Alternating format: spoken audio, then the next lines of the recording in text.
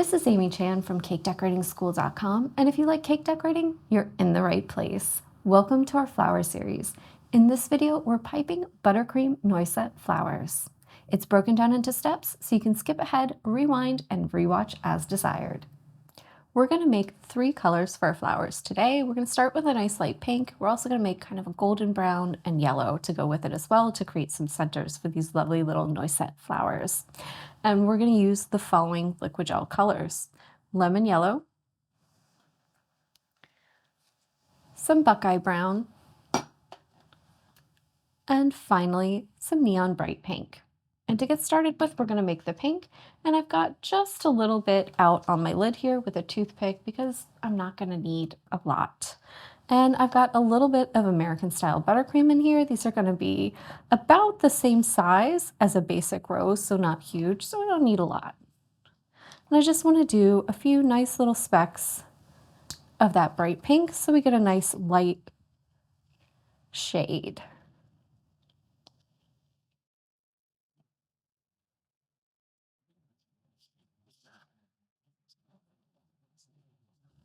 And if it's still too faint, then I'll add a few more little specks just to deepen it up a little bit.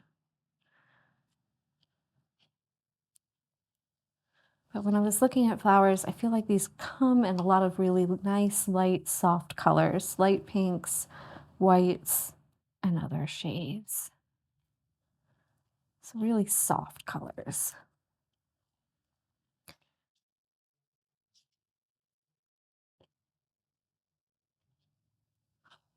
And there we go. We've got a nice light pink color for our blossoms. Next, we're going to make a nice golden brown.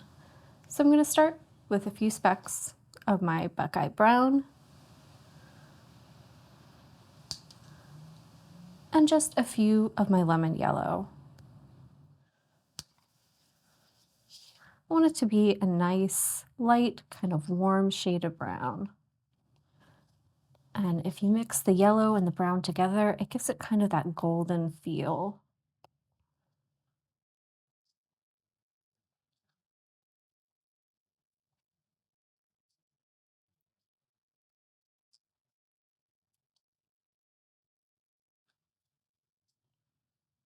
There we go. Next, we're going to make a nice light yellow to go with that. So we've got just a little buttercream in the bowl. I'm going to do mostly little specks of yellow and just one tiny one of brown. And this should hopefully give us a shade that's kind of the opposite of the one that we made before, where it reads as a yellow, but it has that nice little bit of warmth to it from the brown that we added in. So while I would call the other one a golden brown, then I would call this more like a golden yellow. And I like the value, I think just tiniest touch more of brown, because it's still pretty lemon.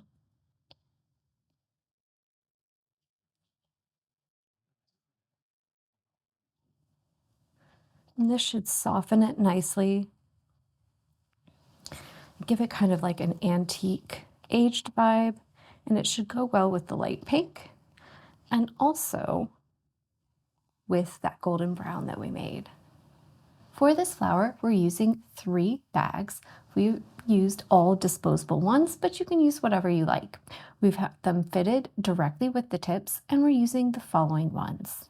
For a pink, we're using a number 104. For a golden brown, we're using a number 14, so small star tip. And finally, for our yellow, we're using a number 1. Now, let's review the techniques that we're going to use to create our noisette. For the petals, we're doing fan shapes. And we're going to do a regular fan and then a small one. So think you're going to pull for a shorter amount across the top. We're using our 104 tip for both, so our bag of pink. And you want to think about starting it. The bag's going to be off towards 3 o'clock for the regular ones, and we're going to be at 45 degrees. And when we do these on the nail, we're actually going to rock them over the little support ring that we make. So they're going to be just regular shaped fans. And if they have that little void in the center, that's actually perfect. It's going to get covered up by our other petals, so you don't have to worry about that showing through. When we do our small fans on our actual flowers, we're going to change the direction of the back of the bag towards 430. So think your right shoulder if you're piping with your right hand like I am. And we're going to pipe smaller fans. So think about them like shorter across the top. So you don't need to pull as long of a distance, and that's going to make a little small fan. Since we're doing it with the back of the bag at 430, you'll notice how that changes the orientation of the opening. It's kind of going straight up and down, and that's going to lend us to doing these in an upright fashion, which I can't really do here on the tray because it requires the other petals and the ring to support them. But just notice that when we're doing them for that first set of petals, our regular fans, we're going to be that kind of original setup where the back is at 3 o'clock. And when we're doing the small ones, we're going to change it up to 430, and that's going to give us a slightly different look to these petals. For these flowers, we're also going to pipe a support ring, and we've done them for a bunch of flowers, but just to make sure that everyone's on the same page, when we're doing these, you kind of want to start out, have the bag straight up and down, and then just rock it to the side so that that opening is parallel to the surface. Then we're going to squeeze and spin while we're on our nail, and that's going to give us a nice little ring of frosting. That's going to support the petals that we do, so we can give them a nice look, like they're curved over and the flower is blossoming open.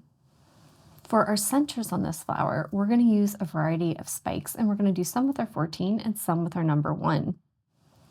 It's the same technique for both. You want to be above the surface, let the frosting connect, and then pull up to a nice little spike. And I will probably do a trio of these and pull to a point. And that gives me a nice little look of maybe like a seed pod or something else developing there in the center. We're also going to use our number 1 to do some spikes. And for this, since it's a small tip, you want to be really close to the surface, squeeze, let it connect, and continue squeezing as you pull up. That's going to give us nice, long, little hairy spikes there. And we can use these to create the look of nice little frilly stamens.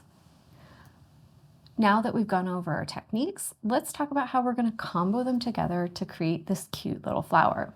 So we're going to start out with our 104 tip on our bag of pink. We're going to pipe a 2-layer ring. So do 1 ring, and then right on top of it, do a second one. And that's going to build up just a little bit of height for us.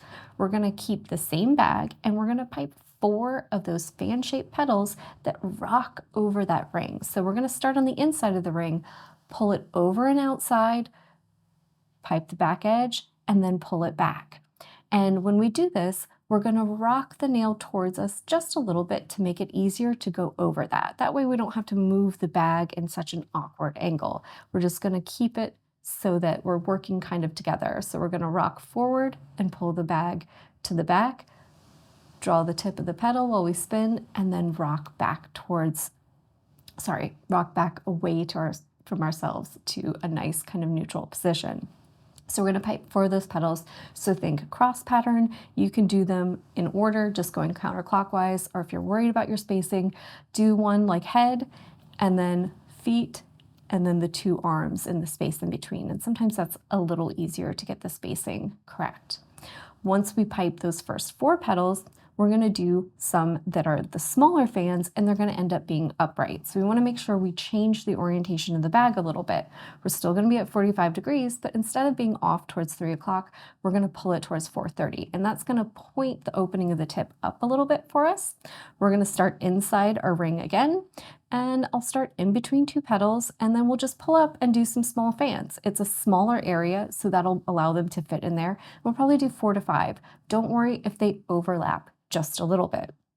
That should leave us with some extra space, though, in the middle to do a second row of those. And this one will probably only have 3 to 4.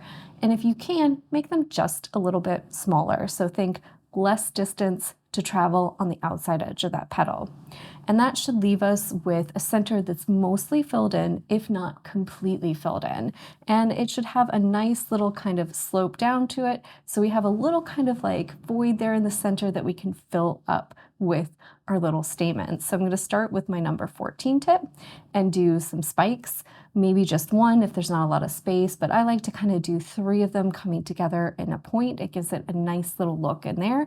And then we'll go around that with our number 1 tip and fill in with some nice little hairy spikes. This will give us a look of a noisette flower or rose, because it's a type of rose that's opening up. And I find that these are a great one to combo with your classic basic rose because they're similar in size, but it gives you the look of one that's actually fully opened and that center petal is unfolded and you can see what's inside. So they're a nice one to practice, 1, your skills, but 2, to combo with some basic roses in an arrangement on a cake because it'll give you a slightly varied look, but the flowers themselves are a very similar size, so they work well together. Now that we've reviewed everything we need to, let's try piping a flower. We're using our 2-inch nail. I've got a little piece of parchment secured to the top. And I've got my bag of pink with my 104, and we're going to start with that ring. So when you want to line yourself up, start with it straight up and down in the middle, pull it out to the outside edge a little bit, not completely, just in a little bit, like maybe 1/4 of an inch to 1/2 an inch. And then we're just going to rock it slightly so that that opening is parallel to the surface, so that when we squeeze, it's going to put on a nice little line of frosting for us, and we can spin in a circle. And it doesn't have to be a perfect circle. It doesn't have to be perfectly lined up. We just need to get it on there so we have something to support our petals. And then we're just going to pipe a second one. That's just going to build up a little bit of extra height for us and make sure it's nice and kind of even. I'll smooth it out sometimes. See, there we see we have a nice little support ring. To pipe our first 4 petals, we've got our bag at 45 degrees, back end is towards 3 o'clock, and you see that sets us up perfectly inside of that ring. And as we pipe, we're going to rock the nail towards ourselves as we pull the bag out. So it can be a little tricky, so you might want to practice kind of moving like this just a little bit before you get started. But what we want to do is pull out over the edge, pipe that fan, and then rock back. And if you dig into your ring a little bit, that's fine, but you can see that gives us a petal that's both supported and curves over. It has a beautiful look to that edge. And we want to go just over a tiny bit to start our second one.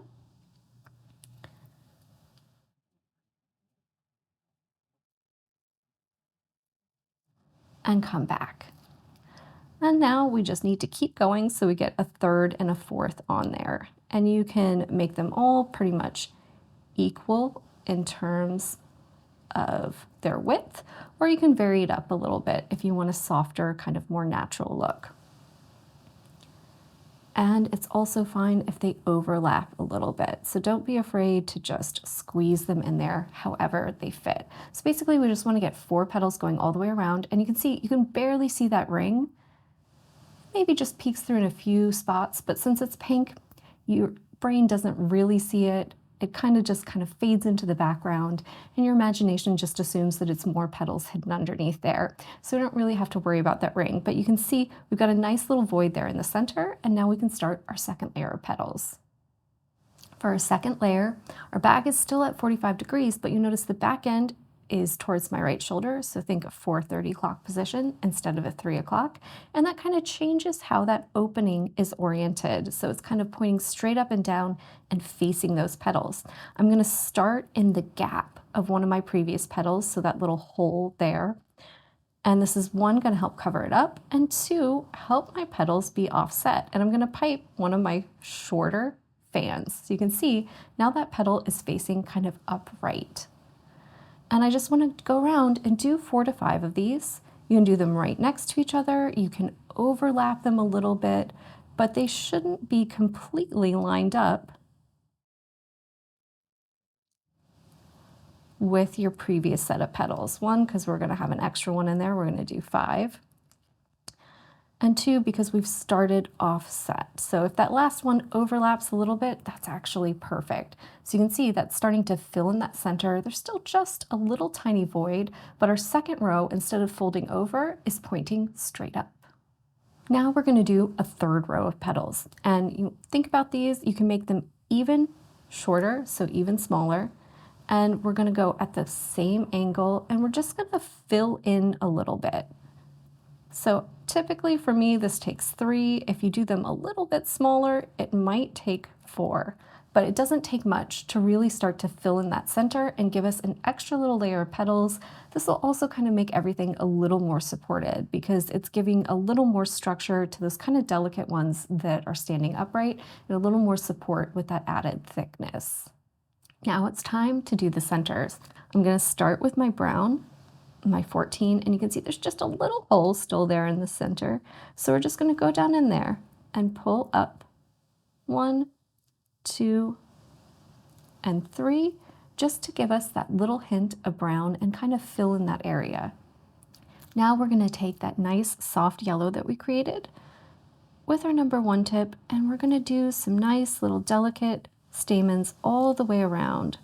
So just think about going all the way around the brown, kind of on the edge of those pink petals, and you can pull them straight up, you can pull them out, and you can even pull them across the center. We're just looking to kind of add a little texture, a little detail there to our centers, and kind of fill them in and give them a nice look of a natural open rose. They'll oftentimes have a lot of little frilly stamens there in the center.